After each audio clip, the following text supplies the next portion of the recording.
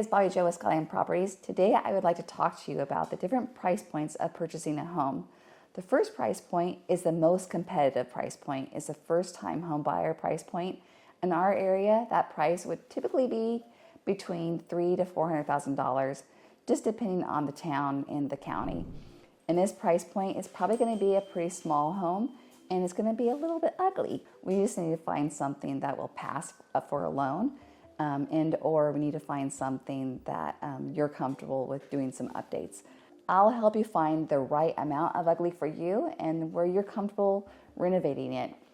This price point is the most competitive because we're competing against investors and other first-time home buyers. So it's the area where there's the most buyers at all times. So we need to be a little bit more competitive when putting in an offer, but I can help navigate you through that process as well. The other part we need to consider is in this price point, a lot of times it might be a condo or a duplex that fits your needs in size and price.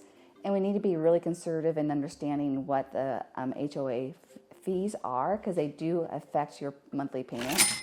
But we also need to take into consideration that if there is an HOA, that you can comply with the HOA rules and bylaws. So if you put an offer in that has an HOA, we'll make sure to get a copy of those rules and bylaws and read through them and make sure that you are comfortable with the rules and the bylaws and you can live there. This price point is exciting because this is where you can get the most equity with sweat equity. The next price range I would consider would be $500,000 to $700,000. This is typically your second home. In this price point, it would be really important to consider the school district. The school district, even if you don't have children, is very important because it plays a big role in the resellability of this property. This property, you can be a little bit more picky about what you're picking out. You can choose things that fit your needs more. You have a little bit more desirability in here. It's not quite the ugly house anymore. The other thing to take into consideration is you'll probably will be in this home longer than the first home. You'll want to consider commute times. In our area, there is a lot of traffic, so you really will want to do your research and take into consideration how far this home is from your place of employment and or the things that you really enjoy to do.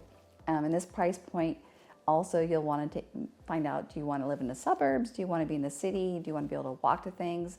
Then work with a real estate agent to find out which criteria you want to stick to the most, and then have them show you around different areas to help amplify your decision. You're going to be able to get a little bit more square footage, and you can be a little bit more picky about the amenities you're wanting to get.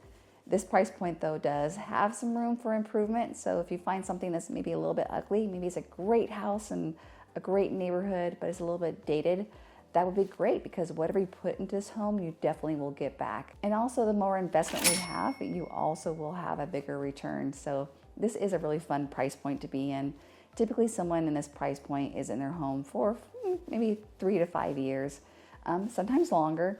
This size of home, typically in the $700,000 range, you might be able to get something with a master on the main, or you maybe, if you have a multi-generational family situation, it will be a price point where we might be able to accommodate that. The moving on up, or I call it my adult home price range. In our area, that would be 750 plus, and it's a pretty wide variety. But in this price point, you definitely should be able to get into a great neighborhood. You should be able to get into great school districts, and or you should be able to get a big home. This home too, you probably will be in it a little bit longer, so you want to take into consideration, do you want stairs or you don't want to have stairs? Will you have adult children living with you at some point? Will you have your parents living with you at some point? You're just thinking, usually in this price point, the long game. If you're looking for something that you want land and you want a big home, in our area, you probably would be spending closer to $1.5 to $2 million. But if you want land, we can again find you a smaller home with the land in the $700,000 to $800,000 price point.